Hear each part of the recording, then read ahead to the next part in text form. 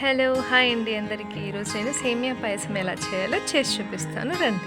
ముందుగా స్టవ్ పై ప్యాన్ పెట్టుకొని అందులో 2 స్పూన్ల నెయ్యి వేసుకోవాలి. సో ఇలా నెయ్యి వేసుకున్నాక మనం కట్ చేసి పెట్టుకున్న బాదం పప్పు, జీడిపప్పు, కిస్మిస్ ఇవన్నీ వేయించుకోవాలి.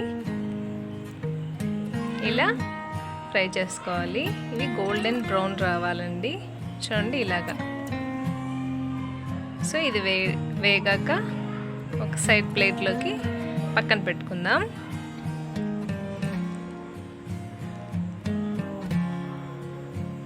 తర్వాత నేను ఇక్కడ 1 కప్పు తీసుకుంటున్నాను ఈ సేమియాను. సో ఈ కప్పు తీసుకుంటున్నాను. సో ఇదే ప్యాన్లోనే నెయ్యి ఉంది కదా, సరిపోతుంది. ఇదే ప్యాన్లోనే వేయించుకోవాలి. సో ఇది కూడా గోల్డెన్ కలర్లోకి రావాలి. చూడండి ఇలాగా ఈ కలర్ వచ్చేదాకా వేయించుకోవాలి.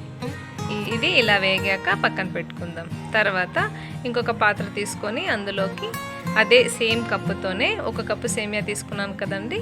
ఇప్పుడు చిక్కటి పాలు ఒక 3 కప్పుల పాలు సరిపోతాయి.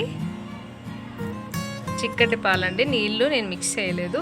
సో ఫస్ట్ చిక్కటి పాలు ఒక 3 కప్పులు వేసుకోవాలి. నాకు కొంచెం తక్కువ వచ్చాయి. సో ఇందులోకి నేను నీళ్ళు వేసుకొని చూపిస్తాను. ఇందులోకి నీరు కొద్దిగా యాడ్ చేసుకొని వేసుకోవాలి. 3 ఇంకొక కప్పు వాటర్ వేసుకోవాలి. సో మొత్తం 4 కప్పులు వేసుకోవాలండి. సో ఇప్పుడు మనం స్టవ్ ఆన్ చేసి దానిపైన పాలు వేడి చేసుకుందాం. నేను మూత పెట్టానండి, ఎందుకంటే తొందరగా పాలు వేడవ్వాలని పెట్టాను. సో పాలు దగ్గర పడుతున్నాయి, చూడండి బాయిల్ అవుతున్నాయి కదా. ఇప్పుడు ఇదే స్టేజ్లోనే మనం 1 కప్పు సేమియా తీసుకున్నాను కాబట్టి 1 కప్పు చక్కెర తీసుకున్నాను. ఇక్కడ షుగర్ 1 కప్ వేసుకున్నాను. మీరు స్వీట్ తక్కువ తినే వాళ్ళైతే 3/4 కప్పు వేసుకోండి, సరిపోతుంది. సో ఈ షుగర్ బాగా మెల్ట్ అవ్వాలి. సో దగ్గర పడి ఇది ఒక 3 మినిట్స్ బాగా బాయిల్ చేసుకోవాలండి. షుగర్ ఇందులో బాగా కలవాలి.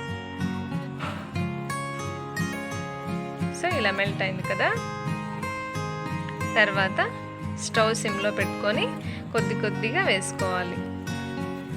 సేమియా వేయించుకున్నాం కదా, అది ఇలా అంతా వేసేసుకోవాలి. సో ఇలా వేసిన తర్వాత బాగా మిక్స్ చేయాలి.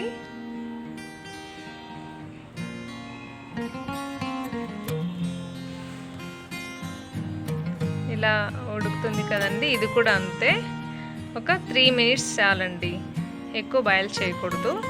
సో ఇప్పుడు నేను పాలల్లో ముందుగానే కుంకుమ పువ్వు నానబెట్టుకున్నాను, అది ఇప్పుడే వేసుకోవాలి. ఇలా వేసుకున్న తర్వాత ఇందులోకి మనం వేయించుకున్న జీడిపప్పు, కిస్మిస్ అవన్నీ ఉన్నాయి కదా, అది ఇప్పుడే యాడ్ చేసుకోవాలి ఇందులో.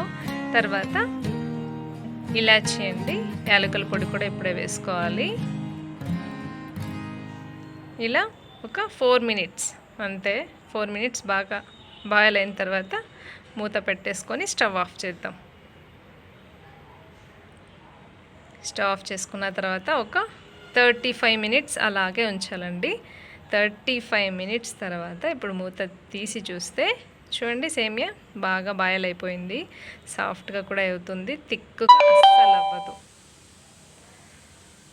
చాలా అసలు మనకి స్టిక్కీగా అస్సలు ఉండదండి. మీరు రేపు పెట్టుకున్నా కూడా సేమియా ఇదే స్టేజ్లోనే ఉంటుంది. అంటే చూడండి ఎంత పొడిగా ఉందో సేమియా, ఒకదానికొకటి అంటుకోదు, అస్సలు చిక్కగా అస్సలు ఉండదండి. ఇలాగే ఉంటుంది సేమియా పాయసం. ఇలా ఉంటేనే చాలా బాగుంటుంది టేస్ట్.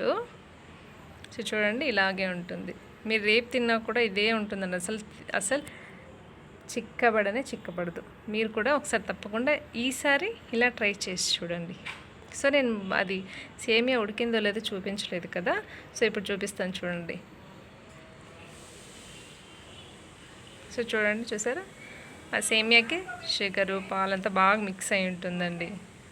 బాగా దగ్గర పడింది. చూడండి సాఫ్ట్గా అయింది. సో సేమియా బాగా ఉడికింది. సో ఇప్పుడు ఒక బౌల్లో వేసుకొని టేస్ట్ చేసేయడమే. మీరు కూడా తప్పకుండా ట్రై చేయండి. Thanks for watching. నాకు ఒక సాంగ్ గుర్తొస్తుందండి. పాడనా తీయగా ఒక కమ్మని పాట, పాటగా బ్రతకనా మీ అందరి నోట. Thanks for watching.